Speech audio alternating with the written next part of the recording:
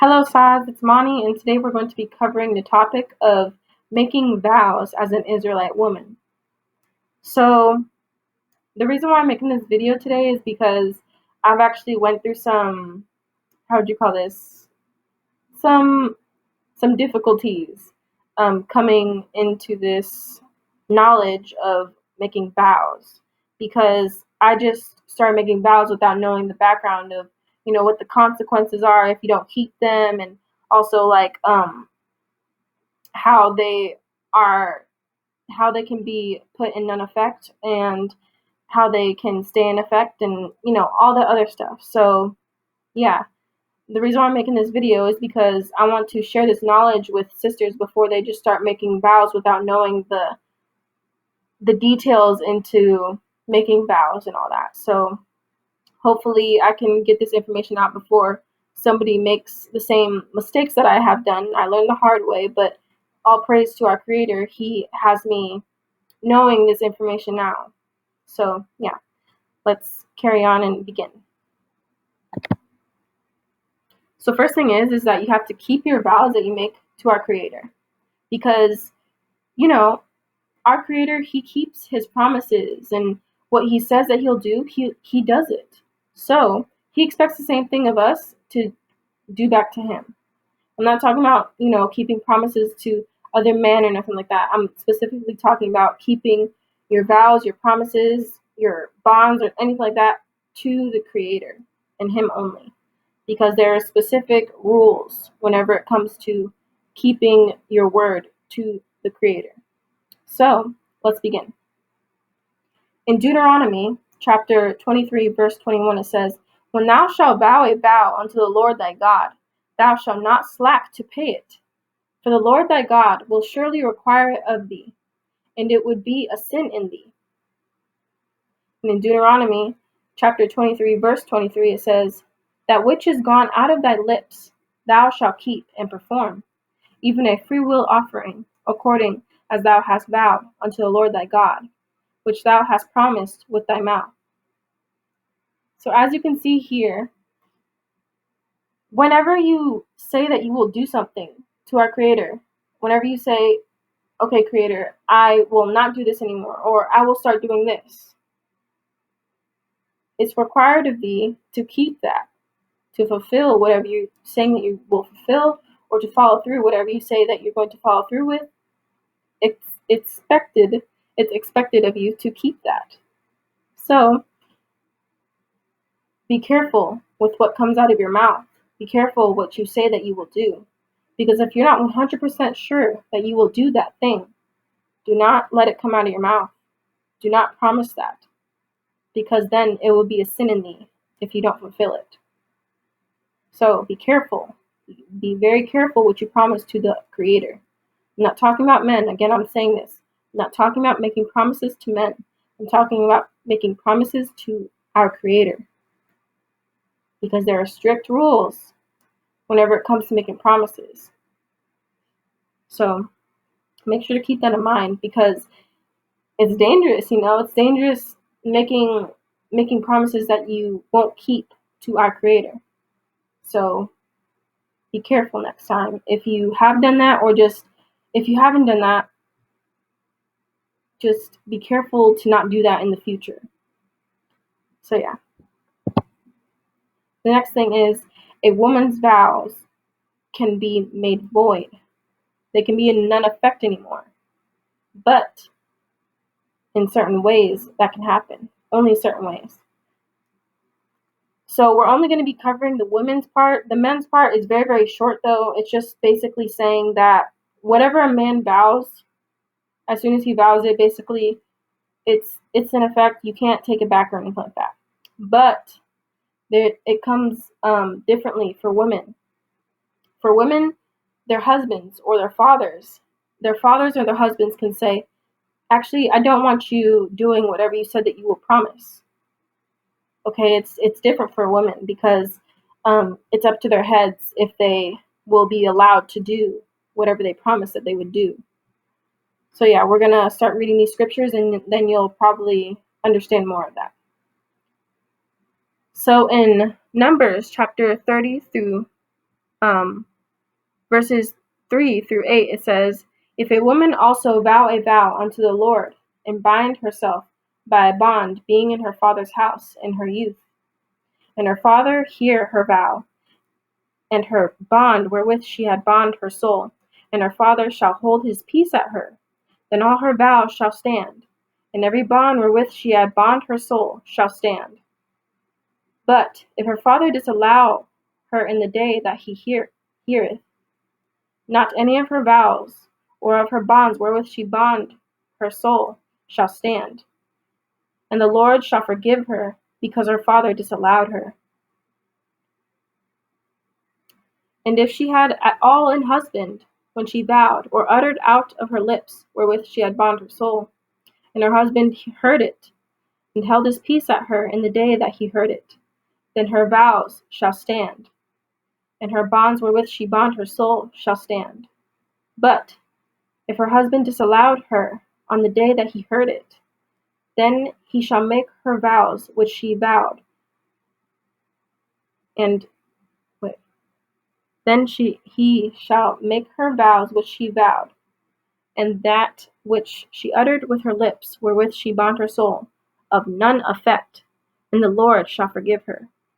So as you see here, it's very precise on when they hear her vows and when they say it's none effect or if it's void.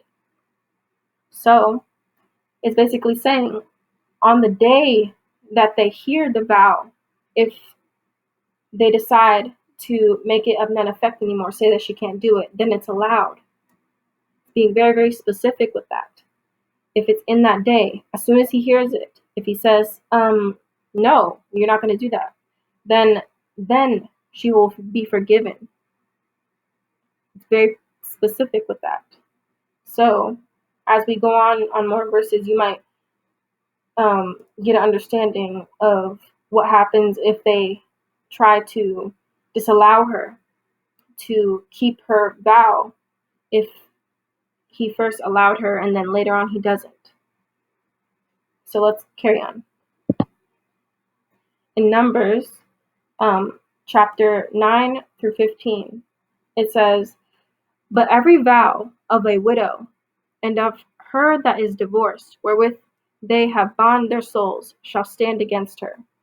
So as you can see here, if a widow has made a vow, or if a divorced woman has made a vow, they should keep their vows. "And if she vowed in her husband's house, or bound her soul by a bond with an oath, and her husband heard it, and held his peace at her, and disallowed her not, then all her vows shall stand, and every bond wherewith she bound her soul shall stand. But if her husband hath utterly made them void on the day he had heard them, then whatsoever proceedeth out of her lips concerning her vows, or concerning the bond of her soul, shall not stand. Her husband hath made them void, and the Lord shall forgive her. Every vow and every binding oath to afflict the soul, her husband may establish it, or her husband may make it void. But if her husband altogether hold his peace at her from day to day, then he establisheth all her vows, or all her bonds which are upon her. He confirmeth them, because he held his peace at her in the day that he heard them. But if he shall any ways make them void after that he hath heard them, then he shall bear her iniquity." So as you can see here, it is only allowed for them to make it void, to make it none effect, if they disallow her on the day that they hear the vow. They can't say one day, oh, you're allowed to do that, but then like a few months later, oh, you're not allowed to do that anymore. Because then the Creator will hold that on him. Her iniquity will be on him. So it's very strict on how the vows will go, you know? If you're going to make a vow, make sure that you can keep it, okay? Because, you know, if you can't keep it, or if your husband make it void, you know, you have to make sure that it's not going to bring anything to where you can't really end up keeping that, to where you're husband or your father will be like, oh, you can't keep that anymore. Make sure that you at least think about it. Like, you have to be careful. That's what I'm trying to say. You have to be careful with what you vow or what you are gonna try to do. And yeah, another thing I want to say is that you don't have to make a vow if you don't want to. In Deuteronomy chapter 23, verse 22, it says, but if thou shalt forbear to vow, it shall be no sin in thee. It's not going to be a sin on you if you decide that you don't want to vow anything. Okay, so you don't have to be like, oh, I have to vow something, so what should I vow? Like, no, if you don't want to vow, you don't have to vow. So yeah, this whole thing is about being careful with what you vow, making sure that you can follow through with what you vow, and also the risks that you're taking if you do vow. So yeah, this is all about being righteous. You have to try your best with everything. Try to fulfill what you say that you're going to fulfill, and just try your best to just be as holy as possible. So this next thing I want to talk about is some my own and also AG's experiences on making vows. She actually gave me she actually told me, oh, you should put in my experience on there. So yeah, I have her experience on here too. So basically, AG, she made a promise to our creator that she would no longer um do her edges, because guess what? Edges are a part of the world, making your baby hairs on your forehead a certain, what do you call it, shape or something like that. Yeah, she vowed not to do that anymore because it's very worldly. So she is expected to keep that vow. Okay? And there she doesn't really feel that need to do that or want to do that anymore because, she already knows that it's worldly. Now, on the other hand, I made a vow that I would no longer draw, because I actually loved to draw in the past. But the thing was is that the things that I were drawing, like how would I call this? Like fantasy stuff or like um, fictional stuff, things that are abnormal, something that's not normal, like different creatures that aren't normal. I would draw those things, and I can't do that, so I vowed to the creator I will no longer draw. So yeah, I have to keep that vow. I know that I can fulfill it. It just takes me, not being tempted to draw anymore. But I know that it's possible to fulfill it. So I just want to say to you guys, be careful with what you say. Be careful with what you promise.